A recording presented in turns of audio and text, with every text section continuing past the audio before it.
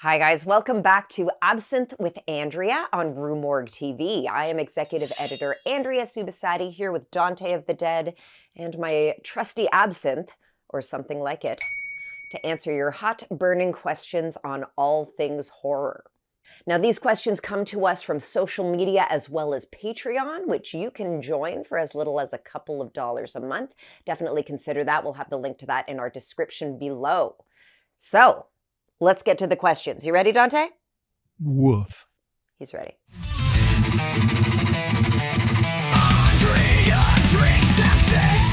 Question the first. How did you get into horror? Was there a particular movie or book that got you into it? The first horror movie I ever saw is Terminator 2. Arnold Schwarzenegger. Terminator 2, Judgment Day. This time, he's back. And look, everybody jumps up my ass that it's not a horror movie, it's an action sci-fi, it's a dystopian sci-fi thriller, blah, blah, blah.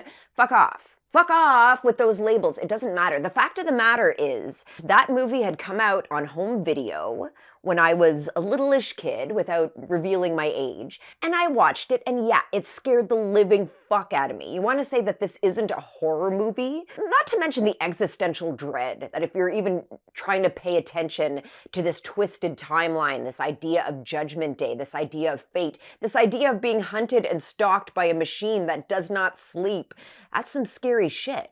But in addition, I don't need to tell you guys that Terminator 2 is a cinematic marvel of special effects, both digital and practical.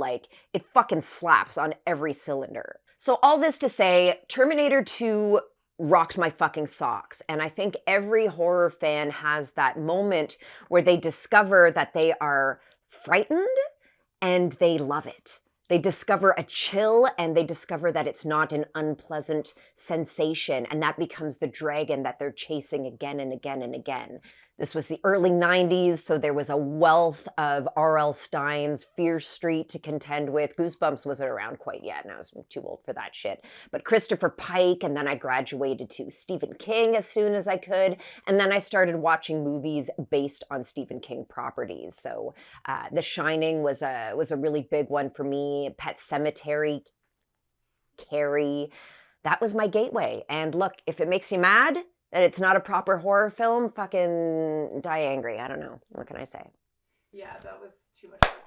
Question the second. We've seen horror film transition over the years from guilty pleasure to big box office.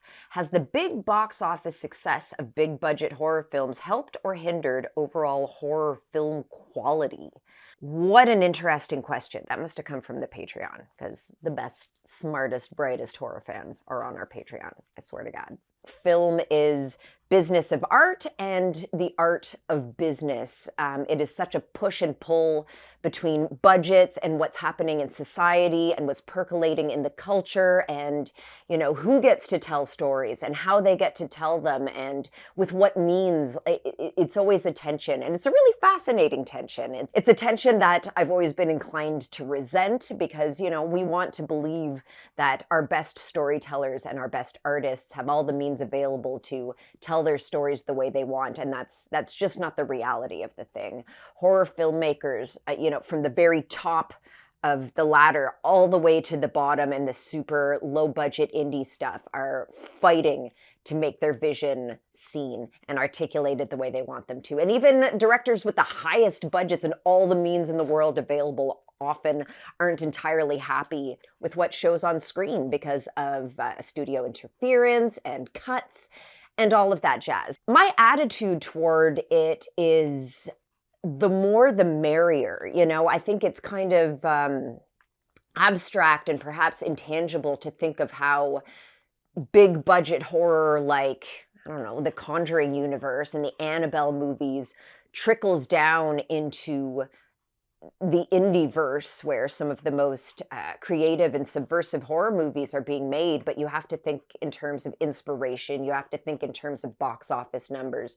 You have to think in terms of every generation that grows up seeing horror movies that maybe aren't that great, but if that inspires them to pick up the camera and make movies of their own, then they're important and they're significant. And so all these things go hand in hand. Me, it's not absence, but she drinks it anyway.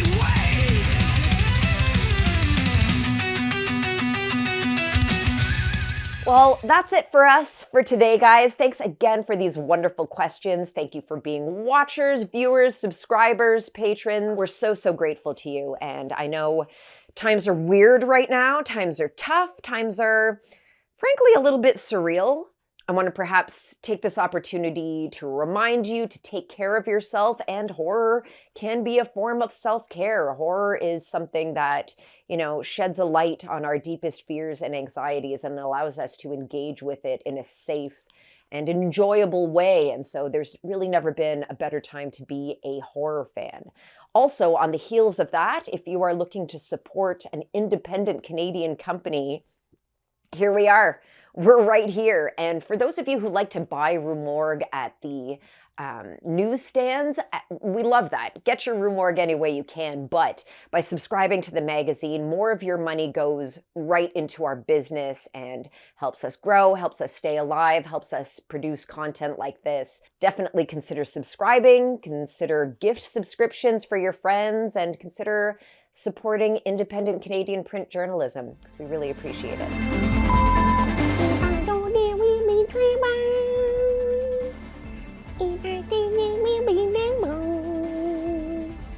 No, you gotta let me know.